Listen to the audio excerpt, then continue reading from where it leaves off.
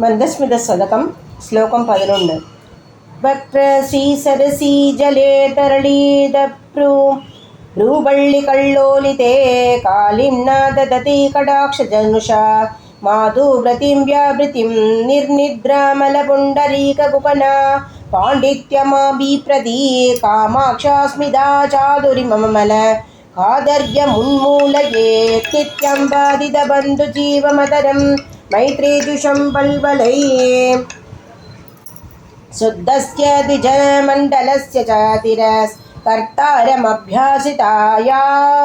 वैमल्यवती सतैव नमतां चेदः पुनीतेतरां कामाक्षा कृतयं प्रसादयतु मे सा मन्दहासप्रभा त्रिक्यन्ती तमे समुगो कुमुदीनी सा गय्यमाबिभ्रति यान्ति चन्द्रकिशोरचेकरवबुगो शौधाङ्गने भृङ्गनं ज्ञानाम्बोनिधिवीचिकांशु मनसां कूलङ्कषां कुर्वती कामाक्षास्मितकौमुदी करतु मे संसारधामोदयं काश्मीरद्रवधातुकर्म कर्दमरुचा कल्मषदा तां बिभ्रति हंसौकैरिव कुर्वती परिचितं हारीकृतैर्मौक्तिकैः वक्षो जन्मदुषारचैलकटके सञ्चारमादन्वती कामाक्षा मृदुलदस्मितद्युतिमयी भागीरथी भाषते कम्बोर्वर्ष परम्परा इव कृपासन्तानवल्लीभुवः शम्फुल्लस्तबका इव प्रसृमरा मूर्ता प्रसादा इव वाग्वीयूषगना इव त्रिपदका पर्याय भेदा इव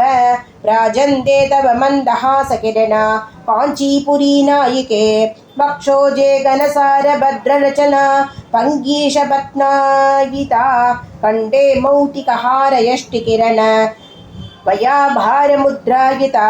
ओष्ठसीनिकुरुम्बपल्लवपुटे प्रेङ्गत्प्रशूनायिता कामाक्षी स्फुरदा मदीयकृतये त्वन्मन्दहासप्रभा येषा बिन्दुरिवोबरी प्रचलितो नाशाग्रमुक्तामणिः येषां दीन इवादिकण्डमयते हारः हरालम्बनम् येषां बन्दिरिवोष्ठयोररुणिमा तत्ते स्वयं रञ्जनं कामाक्षा प्रबन्धु ते मम शिवोल्लासाय हाशाङ्कुराः याज्याद्यां पुनितीं चिनोति भजतां वैरायते कैरवैः नित्यं या नियमेन याचयत ते कर्तुं त्रेनेत्रोत्सवं बिम्बं चान्द्रमशं च वञ्चयति या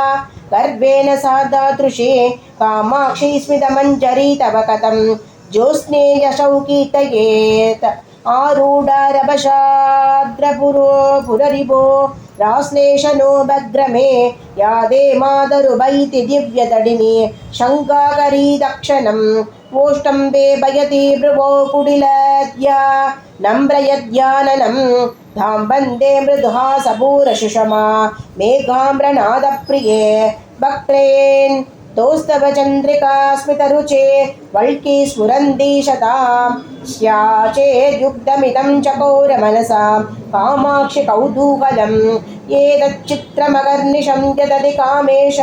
रुचिं काकते बिम्बोषद्युमणि प्रभास्वपि च यद्विभ्वो कमालम्बते।